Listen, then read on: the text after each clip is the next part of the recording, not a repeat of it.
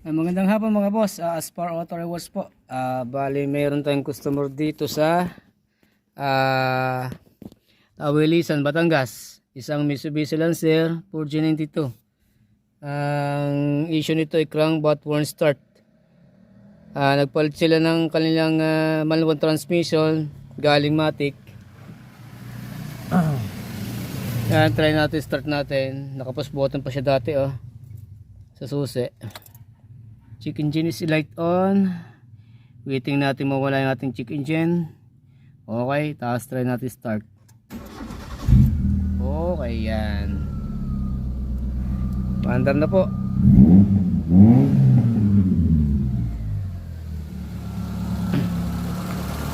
BBC Lancer. Ito yung mga ilaw nito, pinagana na rin lahat. Okay, done.